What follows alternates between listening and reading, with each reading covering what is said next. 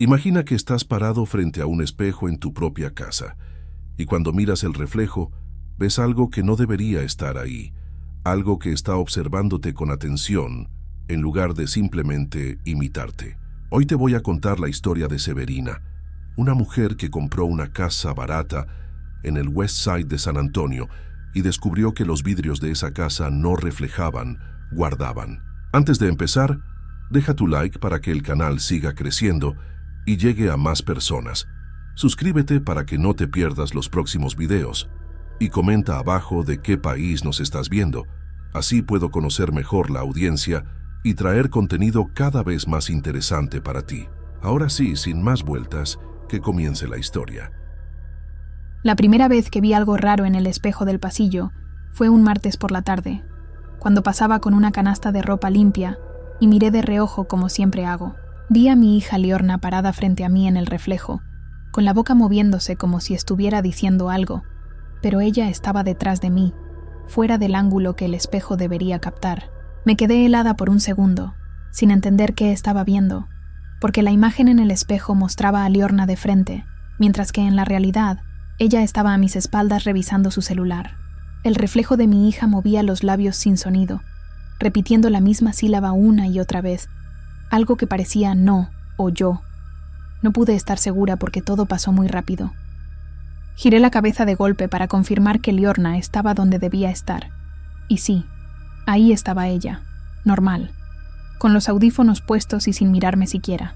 Pero cuando volví a mirar el espejo, sentí que la imagen tardó una fracción de segundo en actualizarse, como si el reflejo hubiera necesitado tiempo para ponerse al día con la realidad.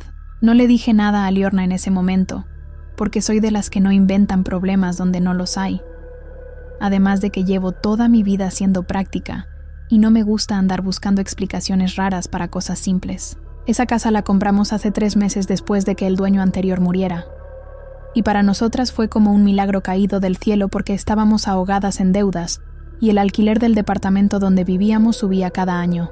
Cuando el agente nos mostró la casa y nos dijo el precio no lo podíamos creer.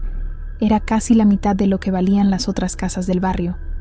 Y aunque él mencionó que el antiguo dueño había fallecido ahí dentro, para mí eso no era motivo para rechazar una oportunidad así. Yo le agradecí a Dios por habernos dado esa salida justo cuando más la necesitábamos. Firmé los papeles sin pensarlo 2 veces y nos mudamos en una semana, convencida de que todo iba a mejorar a partir de ese momento. Liorna es muy diferente a mí. Ella es de esas personas sensibles que sienten cosas raras todo el tiempo. Vive grabando videos en su celular y buscando señales de que algo está mal, aunque nunca admite abiertamente que tiene miedo. Desde que llegamos a la casa, ella empezó a actuar más nerviosa de lo normal, siempre con el celular en la mano filmando rincones y diciéndome que solo estaba documentando la mudanza, pero yo sabía que estaba buscando otra cosa. Yo le decía que dejara de inventar y que se concentrara en acomodar sus cosas, pero la verdad es que yo también sentía algo raro desde el primer día, una sensación de estar siendo observada o medida, como si la casa estuviera decidiendo si nos aceptaba o no. 2 días después del incidente del espejo, Liorna vino corriendo a la cocina con el celular en la mano y la cara pálida, diciéndome que tenía que ver algo que había grabado sin querer. Me mostró un video que había filmado en el pasillo mientras hacía una de sus documentaciones, y al principio no vi nada fuera de lo común, solo el espejo y el pasillo vacío con la luz de la tarde entrando por la ventana. Pero entonces ella adelantó el video hasta un momento específico y me dijo que mirara con atención, y fue ahí cuando lo vi. En el reflejo del espejo apareció una mano que se acercaba al vidrio y lo tocaba desde adentro. Lo más perturbador no fue la mano en sí, sino lo que pasó después, porque del lado real del espejo, donde no había nadie, empezaron a aparecer marcas de dedos en el polvo, como si alguien invisible estuviera tocando el vidrio desde nuestro lado. Sentí un frío en el estómago que no tenía nada que ver con el aire acondicionado, y aunque quise decirle a Liorna que era un truco de la luz o un error de la cámara, no pude porque las huellas digitales estaban ahí, claras y definidas. Fui hasta el espejo con un trapo para limpiar las marcas, pensando que tal vez eran viejas, y solo ahora las notábamos. Pero cuando pasé el trapo, las huellas no desaparecieron del todo. Se convirtieron en manchas opacas que parecían haberse hundido en el vidrio. Liorna me preguntó si yo había tocado el espejo antes de grabar el video, y le dije que no, y luego comparamos el tamaño de las huellas con nuestras manos, y ninguna coincidía. Los dedos eran más largos y gruesos que los nuestros. Esa noche no pude dormir bien porque cada vez que cerraba los ojos veía esa mano en el reflejo, moviéndose lenta como si estuviera buscando algo o intentando salir, y me preguntaba qué clase de persona deja marcas desde un lugar donde no debería existir. Al día siguiente empezaron a pasar más cosas raras, no solo con el espejo, sino con otras superficies que reflejaban. Y fue entonces cuando me di cuenta de que el problema no estaba en un solo lugar, sino en toda la casa. Estaba en la sala viendo televisión cuando decidí apagarla para ir a preparar la cena. Pero justo antes de presionar el botón del control remoto, vi algo en la pantalla negra que me hizo detenerme. En el reflejo oscuro de la televisión apagada, había alguien parado detrás de mí. Una silueta borrosa pero claramente humana que estaba ahí mirando en mi dirección. Y cuando giré rápido para ver quién era, no había nadie en la sala excepto yo. Volví a mirar la pantalla y la figura ya no estaba. Pero quedó esa sensación horrible de haber sido observada por alguien que no quería ser visto de verdad. Solo en reflejo, como si existiera únicamente en ese plano. Unos días después, estaba lavando platos en la cocina y noté algo extraño en la ventana que da al patio. El reflejo de mis movimientos no coincidía exactamente con lo que yo estaba haciendo en ese momento. Hice una prueba simple. Moví la mano de un lado a otro rápidamente y vi que el reflejo llegaba un segundo después, como si la ventana estuviera procesando la información antes de mostrarla. Y eso me asustó más que cualquier otra cosa porque parecía tecnológico y no espiritual. Le conté esto a mi vecino una tarde cuando lo encontré regando las plantas de su jardín, esperando que me dijera que era normal o que todas las casas viejas tienen rarezas, pero él solo me miró con una expresión difícil de leer. Después de un silencio incómodo, él dijo sin darle mucha importancia, como quien comenta el clima: «Esa casa le gusta guardar versiones», y luego siguió regando como si no hubiera dicho nada importante. Le pregunté qué quería decir con eso de guardar versiones, pero él solo sacudió la cabeza y me dijo que no sabía mucho, que era solo algo que la gente del barrio comentaba de vez en cuando sobre esa propiedad. La forma en que lo dijo me hizo pensar que él sabía más de lo que estaba dispuesto a admitir, como si fuera una de esas personas que decide no saber demasiado sobre ciertas cosas para poder seguir viviendo tranquila. Esa noche no pude sacarme de la cabeza la palabra versiones, porque implicaba que la casa no solo reflejaba, sino que almacenaba, que guardaba copias de las personas como si fueran archivos que alguien pudiera revisar más tarde. Decidí que necesitaba saber más sobre el dueño anterior y sobre lo que había pasado en esa casa antes de que nosotras llegáramos. Así que empecé a buscar en los rincones y armarios cualquier cosa que él hubiera dejado. Encontré la caja en el forro del techo del closet del cuarto principal, escondida detrás de una viga y cubierta de polvo, como si alguien la hubiera puesto ahí con la intención de que nadie la encontrara nunca. Adentro había papeles viejos, algunas fotos borrosas de gente que no reconocí, y un recorte de periódico en español que hablaba sobre una investigación que había ocurrido años atrás en el barrio, aunque no daba muchos detalles específicos. El artículo mencionaba algo sobre testimonios contradictorios y testigos que se retractaban de sus declaraciones iniciales, pero lo más interesante era una nota manuscrita en el margen que decía, sellado por orden, con una fecha de hace más de 20 años. Debajo del recorte había un sobre amarillento con el sello de una parroquia católica, y adentro encontré una nota escrita a mano por alguien que firmaba solo como Padre M, sin nombre completo ni dirección. La nota era corta, pero cada palabra parecía elegida con cuidado, y decía algo que me heló la sangre cuando lo leí. El problema no es lo que entró, es lo que fue sellado aquí dentro para no declarar. Leí esa frase varias veces tratando de entender exactamente qué significaba, y fue entonces cuando la palabra declarar me golpeó como una revelación, porque implicaba que alguien había sido silenciado a propósito. No era una presencia que había entrado a la casa por accidente o una maldición antigua sin sentido. Era algo mucho más específico y calculado. Alguien había usado esa casa como prisión para una testigo. Alguien que sabía algo que no debía decir. Me pregunté quién tendría el poder y la necesidad de sellar a una persona dentro de un vidrio. ¿Qué clase de crimen o secreto era tan grave que requería ese tipo de medida extrema? ¿Y por qué nadie había hecho nada al respecto durante todos estos años? Busqué más papeles en la caja esperando encontrar respuestas, pero solo había facturas viejas y documentos sin importancia, nada que explicara qué había pasado realmente o quién era la persona atrapada en los reflejos. Lo único que quedaba claro era que la casa no era solo un lugar donde pasaban cosas raras, era un archivo viviente, un contenedor que guardaba versiones de alguien que había sido obligado a quedarse callado para siempre. Esa noche hablé con Liorna y le dije que íbamos a hacer algo definitivo, que no podíamos seguir viviendo en una casa que nos vigilaba y que guardaba cosas que no nos pertenecían. Y ella estuvo de acuerdo, aunque también parecía asustada. Contraté a un trabajador para que viniera y quitara todos los espejos y vidrios decorativos de la casa, incluyendo el espejo grande del pasillo que había sido el centro de todo, y también mandé cambiar las ventanas de la cocina por unas con vidrio opaco. Cuando terminaron el trabajo, la casa se sintió diferente, más liviana, como si algo pesado hubiera sido levantado de nuestros hombros, y durante 2 días todo pareció volver a la normalidad. Liorna y yo estábamos barriendo los pedazos de vidrio roto que quedaron en el patio trasero, cuando ella encontró un fragmento más grande que los demás, un trozo grueso y pesado, que parecía parte de algo industrial y no decorativo. Me llamó para que lo viera, y cuando me acerqué noté que el vidrio tenía algo grabado en la propia masa, no escrito con marcador ni rayado superficialmente, sino fundido en el material como si hubiera sido hecho en fábrica. El grabado decía M17/Palenque/Chis, y debajo había un símbolo que parecía el logo de una empresa de transporte, con líneas geométricas y un diseño que sugería movimiento o carga. Le pregunté a Liorna de dónde había salido ese pedazo, porque no parecía parte de ninguno de los espejos que habíamos quitado. Pero ella tampoco lo sabía. Solo dijo que estaba mezclado con los demás vidrios como si siempre hubiera estado ahí. Guardé el fragmento en mi bolsillo con la intención de investigar qué significaba ese código más tarde, pensando que tal vez era una pista sobre de dónde venía el vidrio original o quién lo había instalado en la casa.